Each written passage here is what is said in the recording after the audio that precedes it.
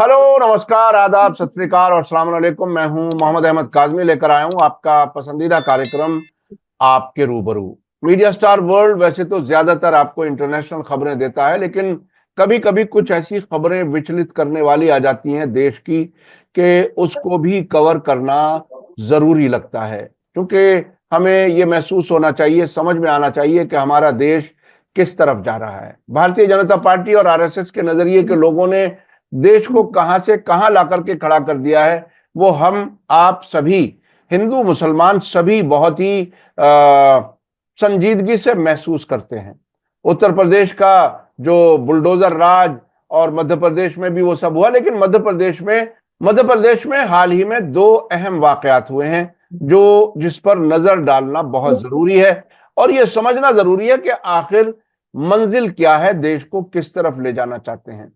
वाकई कुछ इस तरह से हैं कि जैसा कि आपने देखा, एक एक अखलाक का वाकया हुआ दादरी में, उत्तर प्रदेश में, ये शक दिखाते हुए कि गाय का गोश्त उसके फ्रिज में था और उसको कत्ल कर दिया गया। या और भी ऐसे बहुत से वाकयात मॉब लिंचिंग के आपने देखे हैं, लेकिन मध्य प्रदेश में जरा इससे कुछ मिलता जुलता और इससे कुछ मुख्तलिफ किस्म के वाकयात शुरू हुए हैं। मध्य प्रदेश की पुलिस कुछ लोगों पर इल्जाम लगाती है, मुसलमान लड़कों पर, कि वो गाय के कटवाने में, काउ स्लॉटर में मुलविस हैं, और उनकी परेड कराती है और उनसे उनसे नारे भी लगवाती है अपनी मर्जी के। और इसको गौर करके सुने मुसलमान भी और हिंदू भी, क्योंकि इसमें हिंदुओं के भी जज्बात को ठेस पहुंचाने का काम किया है मध्य प्रदेश की पुलिस ने। नारा क्या है ये सुन लीजिए। नारा है, गाय हमारी माता है, पुलिस हमारा बाप है। यानी इसका क्या मतलब हुआ, इसको अगर मिलाकर के समझा जाए तो क्या कुछ समझा जाए, पुलिस क्या पैगाम देना चाहती है। इस पर बात करने के लिए मेरे साथ दीपक बुंदेले साहब हैं, वकील हैं पेशे से, बैतूल से उनका ताल्लुक है, मध्य प्रदेश से ही, भोपाल में वो प्रैक्टिस करते हैं।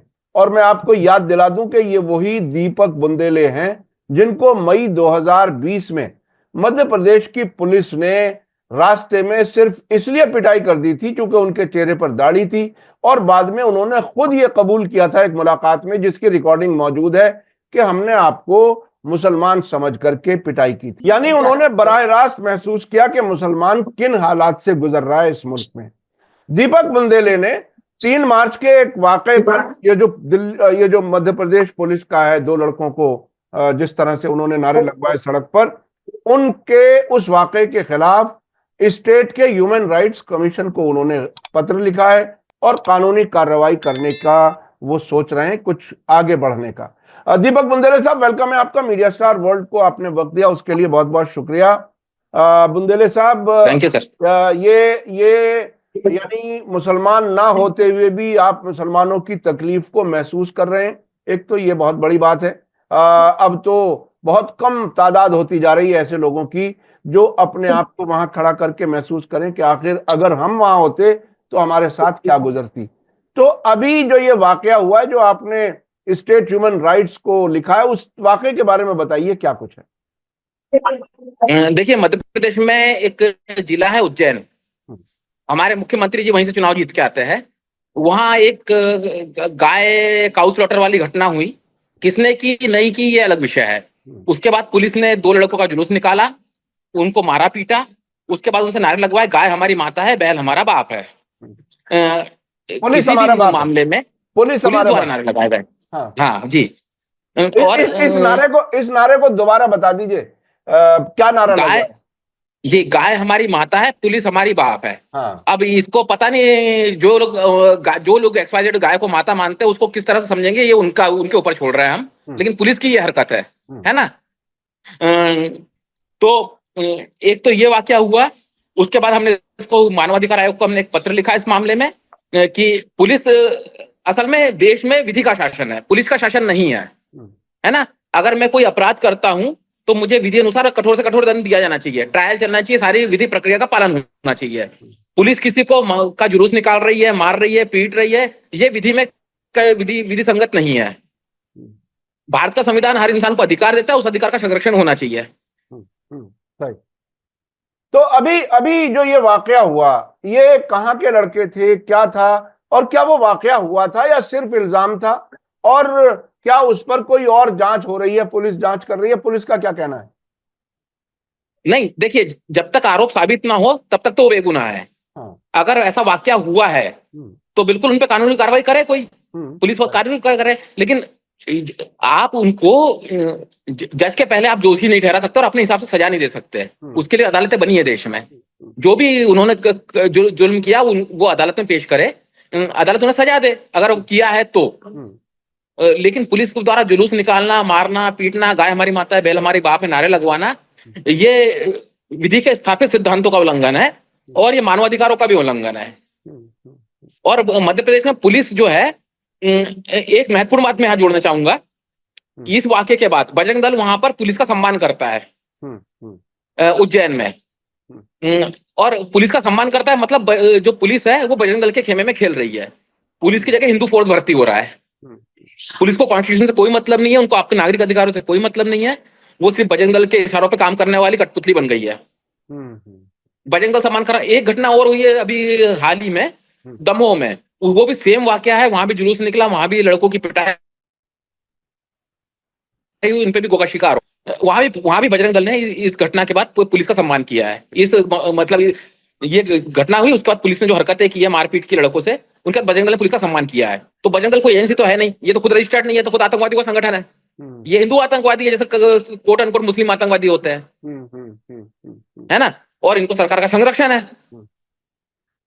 तो ये क्या ऐसी कहीं कुछ इंफॉर्मेशन मिलती है, आप चूंकि वकील हैं, बहुत से लोगों से मिलते होंगे, क्या ये बजरंग दल के लोग अक्सर पुलिस थानों में जाकर के मिलते हैं, दोस्ती दिखाते हैं, चाय पीते पिलाते हैं, खाना खिलाते हैं, या ये सिर्फ पुलिस वाले इसलिए कि बीजेपी की सरकार है इसलिए बजरंग दल को इतनी अहमियत देते हैं, या उनके इशारों पे कर रहे हैं, या वो खुद अंदर से उनका ब्रेन वॉश ऐसा ऑलरेडी है जो अब तक छुपाए हुए थे कि वो मुसलमान को देखते ही उन्हें गुस्सा आ जाता है और वो बगैर कानूनी कार्रवाई के उनको सजा भी देना शुरू कर देते। क्या कुछ वजह है, कुछ थोड़ा सा और अगर आपको मालूम हो तो? देखिए, इसमें मैं दो बातें कहना चाहूंगा। पहली, मतलब मैं कोई इल्जाम नहीं लगा रहा हूं, जो मैं कहने वाला हूं ये पुलिस खुद साबित कर, ये पुलिस ने खुद ने वो किया, स्वीकार किया है मेरे खुद के मामले में कि वो वकील साहब हम तो मुसलमानों को मारते हैं। आपको याद होगा 5 साल पहले जब पुलिस ने मुझे मुसलमान देख के मारा, दाढ़ी बड़ी थी मेरी, और कहती है मुसलमानों के साथ आजादी पर पुलिस ऐसा ही व्यवहार कर रही है। पुलिस खुद स्वीकार कर रही है, उस पर कोई इल्जाम लगाने की बात ही नहीं है। है ना, कि पुलिस मुसलमानों के साथ ऐसा व्यवहार करती है। वो रिकॉर्डिंग आपके पास मौजूद है, पुलिस की जी जी रिकॉर्डिंग जी मौजूद है आपके पास? जी जी। हाँ। वो रिकॉर्डिंग मैंने मीडिया में भी दी थी, आपने भी चलाई थी वो रिकॉर्डिंग। वो तो पुलिस वो स्वयं स्वीकार कर रही है कि मुसलमान ऐसा हरकत, ऐसा व्यवहार पुलिस करती है। दूसरी बात, ये जो ये मामला है कि सरकार इनकी है, असल में ये कुछ अराजक तत्वों को, असामाजिक तत्वों को सरकार का संरक्षण है, क्योंकि सरकार उन्हीं की है। और ये बजरंग दल और या विश्व हिंदू परिषद या गौ रक्षक वाले जितने भी ये समूह है या ये लोग हैं, अब ये मध्य प्रदेश की पॉलिटिक्स में सीधा इंटरफेयर करते हैं और सारा प्रशासन शासन ये लोग चला रहे हैं। मतलब पूरी हद दर्जे की गुंडाई प्रदेश में चल रही है। और किस तरह के वाकयात, कुछ अगर आप थोड़ा सा और भी बता सकें कि कुछ चीजें जाहिर है वहां के अखबारों में आती रहती होंगी, देश भर में आती हैं, वहां भी जरूर आती होंगी, और कुछ ऐसे वाकयात जिनको आप इस मौके पर बता सकें? सॉरी, कट गया था, थोड़ा पीछे जाएंगे मेरी बात के बाद। हाँ, मैं ये कह रहा हूं कि क्या इस किस्म के कुछ वाकयात और भी, यानी अलग अलग तरीके से ह्यूमिलिएट करने के, बेइज्जत करने के, मार पिटाई के कुछ और भी वाकयात वहां होते रहते हैं क्या? कुछ ऐसी रिपोर्टें आती हैं? देखिए, ये मुसलमानों का वाक्य तो जग जाहिर है कि हो ही रहा है। अभी हमारे यहाँ जो कोईतुर कहते हैं, आदिवासी जिनको ट्राइब्स कहा जाता है, वो भी सुरक्षित नहीं है। अभी इस एक यहाँ से छिंदवाड़ा के बगल में एक जगह सिवनी जिला है, वहां 2 आदिवासियों के घर में घुस के हत्या कर दी गई गोकशी के आरोप में, 2 ट्राइब्स की। और वो करने वाले यही लोग थे। किसी के घर में घुस के 2 ट्राइब्स की आप हत्या और रहा है। तो इस देश के में आदिवासी गाय खाता है ना। केरल में सब लोग गाय खाते हैं। गाय, ये हमारे बहुत ही बुनियादी अधिकारों की बात है, हम क्या खाए या क्या ना खाए। लेकिन एक कानून बना के उसको इस तरह से अपराध बना दिया गया जो हमारे मौलिक अधिकारों का भी उल्लंघन कर रहा है। यानी यानी जो आदिवासी हैं वो वैसे तो जाहिर है अपने आप को हिंदू ही कहते हैं, उसके बावजूद वो गाय खाते हैं और ये हिंदू नहीं कहता है। हाँ, नहीं, माफी चाहूंगा मैं। हाँ, आदिवासी अपने आप को हिंदू नहीं कहता है। हाँ, ये असल में आदिवासी वाला जो मामला है, हाँ। तो अब असल लोग उनकी जातों को, एक मिनट थोड़ा कट करेंगे क्या? नहीं नहीं, सॉरी। कोई बात नहीं, आप एक्सप्लेन कर दें, आप एक्सप्लेन कर दें, आराम से एक्सप्लेन कर दें। अच्छा, नहीं वो, सॉरी। हाँ, हाँ, नहीं, आदिवासी वाला जो मामला है, आदिवासी अपने आप को हिंदू नहीं कहते हैं। आदिवासी किसी धर्म में नहीं है, वो अपनी रिचुअल से शासित लोग हैं। हिंदू एक्ट भी उन पे गवर्न नहीं होता है। लेकिन अब कुछ आदिवासी अपने आगे नाम के आगे हिंदू लिखने लगे हैं। वैसे आदिवासी हिंदू नहीं होते हैं। तो अब आप ये बताइए कि आपका जो मामला था वो थोड़ा सा वो बताइए कि उसमें क्या कुछ चल रहा है। वो जो आपको मुसलमान बना करके या मुसलमान समझ के पिटाई हुई थी, आपने अपनी भी शिकायत की थी, मुकदमे में कहाँ कुछ क्या हो रहा है यानी, और फिर आपके खिलाफ भी एक मुकदमा लगा दिया गया था बाद में बहुत सोच समझ करके। वो आपका मामला वो कहाँ तक पहुंचा? चूंकि खबर दब जाती है और जाहिर है जो लोग जिनको वो सूट नहीं करती खबर वो तो जाहिर है छापते ही नहीं, आपके हाल भी नहीं पूछते होंगे कभी। आप हमारे चैनल पे बताइए कि आपके साथ 2020 के बाद में क्या क्या हुआ उस मामले में। देखिए, मेरे खिलाफ एक मामला लगा है जिसमें एडवोकेट दर्शन मुंदरिया ने मेरी जमानत करवाई, और अभी वही मेरा प्रकरण देख रहे हैं कोर्ट में। उसके में अभी अभी मेरे खिलाफ चार्ज फ्रेम हुए 5 साल बाद, है ना। और अभी उसमें मेरे खिलाफ 18 गवाह है। अभी गवाही पे के स्तर पे आ गया है केस। तो हमें पूरी अदालत पे और कानून पे पूरा भरोसा है कि हम दोष मुक्त होंगे। और मेरे खिलाफ जो एफआईआर दर्ज है वो 98 डेज डिले है, जबकि मैं अपराध पुलिस के खिलाफ कर रहा हूँ। उनके अनुसार मैं अपराध पुलिस के खिलाफ कर रहा हूँ, और पुलिस को मेरे खिलाफ अपराध दर्ज करने में 98 दिन लग गए जब मैं हाईकोर्ट चला गया। जब आप अपने अपनी शिकायत लेकर के जब आप हाईकोर्ट पहुंच गए तब आपके खिलाफ एक एफआईआर हुई? हाँ बिल्कुल, हाँ, तब मेरे खिलाफ एफआईआर हुई और उस पर मुझे एंटीसिपेटरी बेल मिली फिर, और अभी मेरे खिलाफ चार्ज फ्रेम हो चुका है। चलिए, तो अच्छा, अब और क्या क्या कुछ बताना चाहेंगे इन हालात पे, मौजूदा हालात पे आप क्या कुछ कहना चाहेंगे? देखिए, हालात बहुत अच्छे नहीं है। हालात, और जैसा मैं मध्य प्रदेश में देखता हूं तो जो मूल मुद्दे हैं उस पर किसी का ध्यान नहीं है, ना सरकार का ना आवाम का। सब लोग हिंदू मुसलमान खेल रहे हैं, सबको मजा आ रहा है इसी खेल में, है ना। रेप में जो महिलाओं पर बच्चियों पर रेप होते हैं, मध्य प्रदेश में टॉप पर है ना। लेकिन यहाँ बेटी बचाने की बड़ी बड़ी बात होती है, लेकिन इस पे सरकार का कोई ध्यान नहीं है ना। तो माइनॉरिटीज के खिलाफ तो मध्य प्रदेश में अत्याचार चरम पर है ही, आदिवासी और दलित के खिलाफ चरम पर है ही। तो यहाँ शुद्ध तौर पे एक मनुवादी सरकार संचालित कर रही है, और मनुवाद के तरह प्रदेश को संचालित कर रही है, ना कि संविधान के हिसाब से।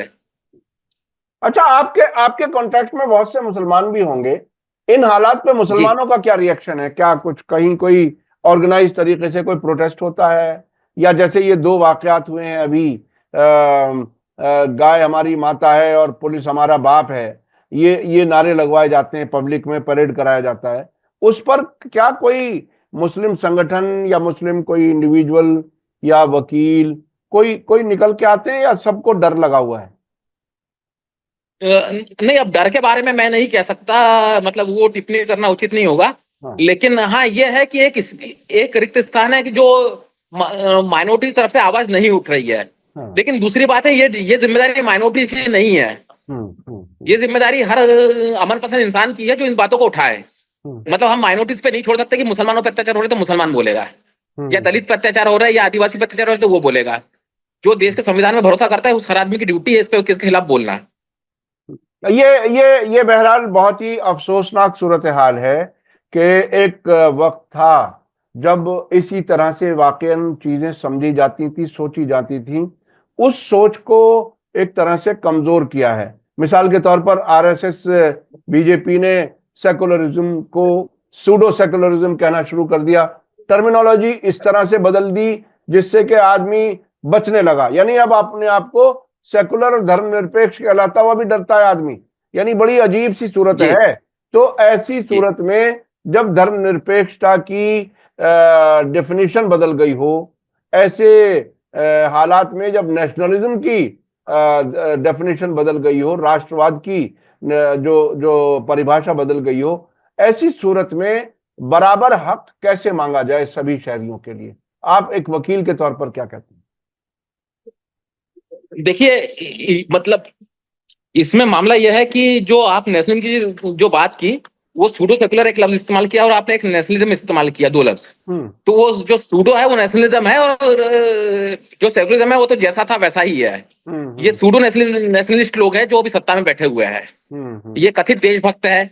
इन्हीं के लोग जो जासूसी करते हैं, इन्हीं के लोग अभी आज ही मैं खबर देख रहा था कहीं कि 40 साल की सजा हुई किसी को एक दूसरे देश में, इनके भाजपा के बड़े नेता को। तो ये सब मतलब देशभक्ति के नाम पे सारे दुष्कर्म ये लोग करते हैं। और अभी ये किसी एक दो के बस की बात नहीं है कि हालत बदले। हम सबको संगठित होकर ही लड़ना होगा।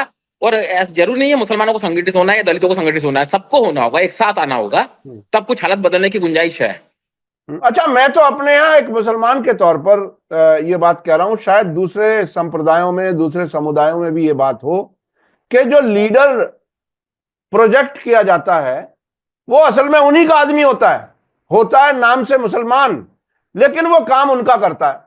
यानी मैं आपको फिर से याद दिला दूं अपने दर्शकों को, अरशद मदनी साहब को रोजाना आरएसएस का एक अखबार है इनकलाब, वो रोजाना मुसलमानों का लीडर बना के पेश करता है, दैनिक जागरण ग्रुप का है। वो आदमी आधी रात को जाकर के आरएसएस के प्रमुख से मिलके आता है अयोध्या फैसले से पहले। आधी रात में क्या वो वादा करके आया, क्या पूछ के आया, क्या समझ के आया, किसी को नहीं बताया। लेकिन वो आज भी एक प्रोजेक्ट किया जाता है कि वो मुसलमानों का लीडर है। मैं बिल्कुल अक्सर इंटरनेशनल अफेयर्स, चूंकि हमारे चैनल पर लोग देखते हैं, जैसे फिलिस्तीन का महमूद अब्बास जो फिलिस्तीनियों के खिलाफ इजराइलियों के लिए काम करता है, तकरीबन उसी तरह के मुसलमानों में बहुत से नेता आपको मिल जाएंगे, और सभी में, सुन्नी शिया सब में। इसी तरह से क्या आप एक चूंकि ब्रॉडर चीज को देखते हैं, क्या दूसरी कम्युनिटीज में ऐसा है कि दूसरी कम्युनिटीज जो खिलाफ खड़ी हो सकती हैं उनके नेताओं को ही अपनी जेब में रख लो? क्या और भी जगह होता है क्या? नहीं, ये किसी धर्म की बात मुझे नहीं लगता है, ये व्यक्ति की बात है, ये इंडिविजुअल की बात है। जैसे सारे हिंदू कम्युनल नहीं है और सारे मुसलमान आतंकवादी नहीं है, बिल्कुल सही। या सारे मुसलमान कम्युनल नहीं है और सारे हिंदू आतंकवादी नहीं है। बिल्कुल। आतंकवादी हिंदुओं में भी दो चार संगठन है और मुसलमानों में भी दो चार संगठन है, जो गलत है। है ना? या हर धर्म में है, सिखों में भी है, ईसाइयों में भी है, सब में एक्सट्रीमिस्ट लोग हैं। तो वो धर्म गलत नहीं है, वो व्यक्ति गलत है, वो उनका समूह गलत है जो जो उस विचार को मान रहे हैं, सभी में है वो। तो इस हिसाब से इनको इस तरह से हम वो नहीं कर सकते। उस एक्सट्रीमिज्म में भी दो चीजें होती हैं। एक कौम को आप दबाओ, सप्रेस करो, जुल्म करो करो करो, उसके बाद वहां कहीं कोई आवाज उठनी शुरू हो। एक वो एक्सट्रीमिज्म जो अच्छा खासा चैन से बैठा है, उसे उसे हिंदू राष्ट्र बनाना है, इसलिए वो एक्सट्रीमिस्ट हो रहा है। तो ये दो रीजन बिल्कुल अलग अलग हैं।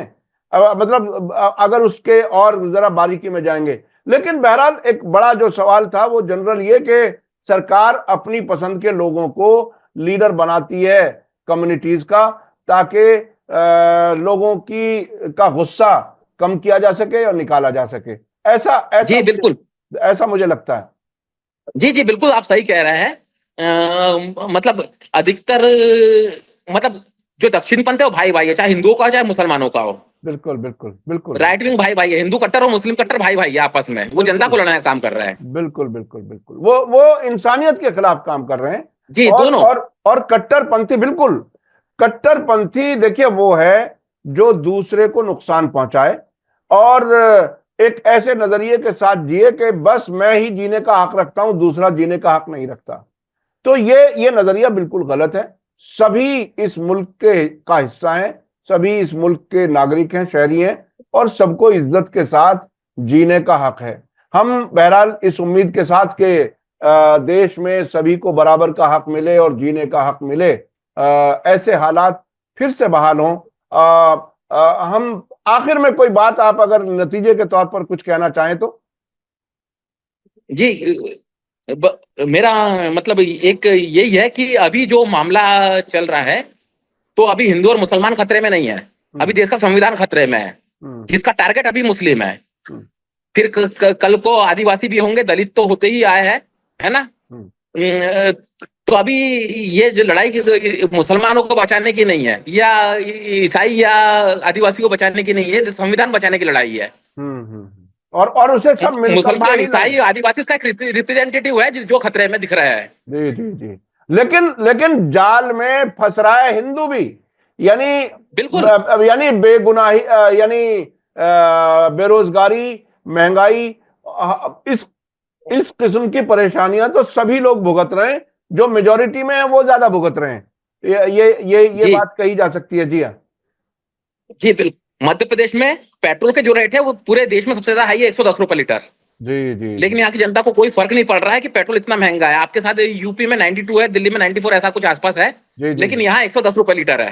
जी जी। लेकिन लोग हिंदू मुसलमान में इतने खुश है कि उनको ना पेट्रोल से फर्क है, ना दाल आटे के भाव से कोई फर्क पड़ रहा है। तो एक कार्ल मार्क्स ने कहा था ना कि धर्म एक अफीम है, तो अफीम का नशा सुन के सब मस्त है अभी। जी, वो इसे जो लोग अफीम बना देते हैं, असल में धर्म कोई भी बुरा नहीं होता। धर्म लोगों को बुरे काम से रोकता है, दूसरे का हक ना ले, दूसरे को नुकसान ना पहुंचाए, ये हर धर्म सिखाता है। लेकिन अगर उसको हथियार के तौर पर इस्तेमाल करने लगे तो ये बहुत ही खतरनाक हो जाता है। बहुत बहुत शुक्रिया दीपक बुंदेले साहब, आपने वक्त निकाला और मीडिया स्टार वर्ल्ड के साथ बात की। बहुत ही तकलीफदेह खबर है जिस पर हमारी आपकी बात हुई। 2 जगह ऐसी हो चुकी कि मुसलमान लड़कों को सड़क पर परेड कराया गया। इल्जाम यह है कि उन्होंने गाय काटी है और उनको नारे लगवाए गए, गाय हमारी माता है, पुलिस हमारा बाप है। यह क्या कुछ है, ये आने वाले